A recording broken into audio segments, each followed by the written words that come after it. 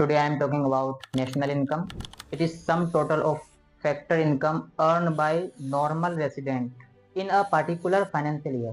What is factor income? Factor income refers to the income generated by factories or production like rent, wages, interest, profit.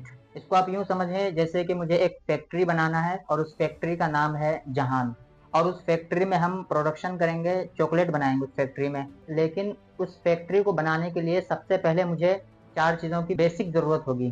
First होगा land, second होगा labour, third होगा capital, fourth होगा entrepreneurship और risk. और इन चारों चीज़ों को हम कहते हैं फैक्टर ऑफ प्रोडक्शन। लेकिन अब इन चारों चीज़ों के बदले हम लैंड के बदले उसे रेंट पे करेंगे, लेबर्स को उसकी सैलरी देंगे, वेजेस, और कैपिटल के बदले हम कैपिटल जहाँ से लेंगे बैंक से, तो उस कैपिटल के बदले हम बैंक को इंटरेस्ट देंगे, और लास्ट में एंटरप्रेन्योरशिप के बदले हमें प्रॉफिट मिलेगा। इन 4 चीज़ को फैक्टर ऑफ इनकम कहते हैं। फैक्टर ऑफ प्रोडक्शन अलग है, फैक्टर ऑफ इनकम अलग है। One word is transfer payment. ये फैक्टर इनकम के अपोजिट होता है। फैक्टर इनकम में हमें मेहनत करके पैसा आता है, और ट्रांसफर पेमेंट में विदाउट मेहनत किए हुए कहीं से पैसा आ जाए, जैसे कि डोनेशन, ग्रांट, गिफ्ट। और अगर आपके माइंड में रिश्वत आता है कि ये एक ट्रांसफर पेमेंट होगा, तो ये बिल्कुल गलत है। रिश्वत ये एक तरह की कोई पेमेंट नहीं है, ये एक इलीगल पेमेंट है। अब देखते हैं जीडीपी क्या है। What is GDP? Gross domestic product. इसको समझें, the total market value of all final good and services produce within the domestic boundary of a country during a year.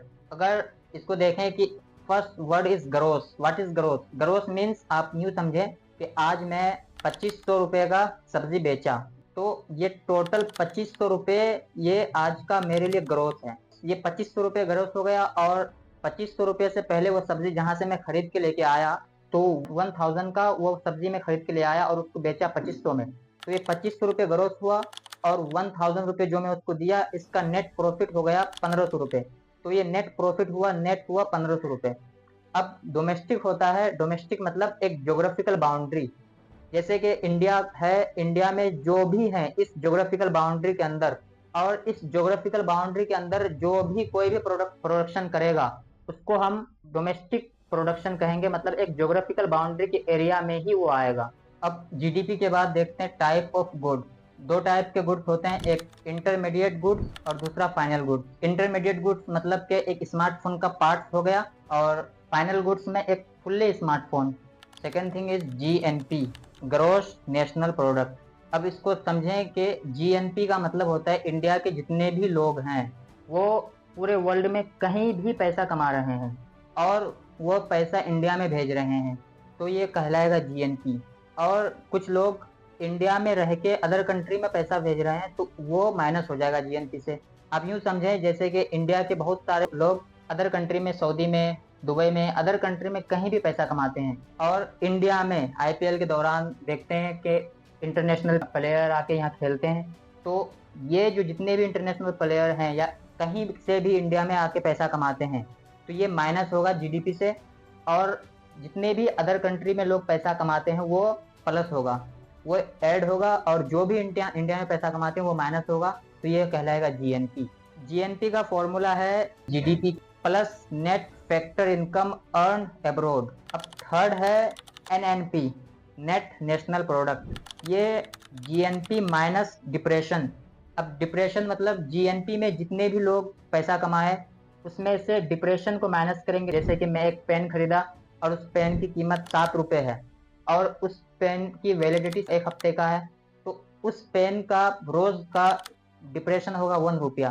तो GNP से ये डिप्रेशन को minus करेंगे तो होगा NNP, net national product. और इस एनएनपी को कंजम्पशन ऑफ कैपिटल भी कहते हैं। एक वर्ड है NNPFC, net national product at factor cost. इसका फॉर्मूला है एनएनपी से माइनस करेंगे इनडायरेक्ट टैक्स को और जोड़ेंगे सब्सिडीज को। अब देखेंगे what is indirect tax. Indirect tax means, जैसे अब मैं आपको बताया था कि हम एक फैक्ट्री खोल रहे हैं और उस फैक्ट्री में चॉकलेट बनाएंगे, और चॉकलेट बनाने के बाद हम उस चॉकलेट को सेल कर रहे हैं मार्केट में, तो एक चॉकलेट की प्राइस होगी 100 रुपीज। तो आप मुझे एक चॉकलेट की प्राइस 100 रुपीज दे रहे हो, तो उसके साथ साथ उस चॉकलेट का टैक्स भी उसमें इंक्लूड है।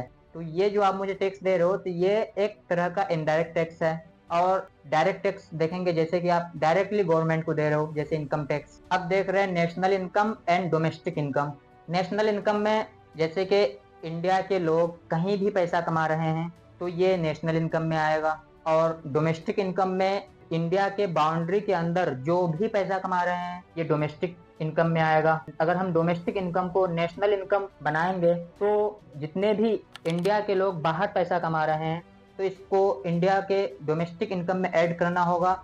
और जो भी फॉरेनर्स इंडिया में पैसा कमा रहे हैं तो इसको हम माइनस करेंगे। जैसे कि आप देखें कि आईपीएल के समय ट्रेविस हेड इंडिया में आया, पैसा कमाया 50 करोड़। तो इंडिया के डोमेस्टिक इनकम को हमको नेशनल इनकम बनाने के लिए उस 50 करोड़ को माइनस करके जो भी इंडिया के लोग अब्रोड में पैसा कमाए उसको हम ऐड करेंगे, तो ये बन जाएगा नेशनल इनकम। नेशनल इनकम में मैटर करता है कौन पैसा कमाया, और डोमेस्टिक इनकम में मैटर करता है कि कहाँ से पैसा कमाया। तो उम्मीद है कि आपको समझ में आ गया होगा national income, domestic income, GDP, GNP, NNP, NNPFC. Thank you.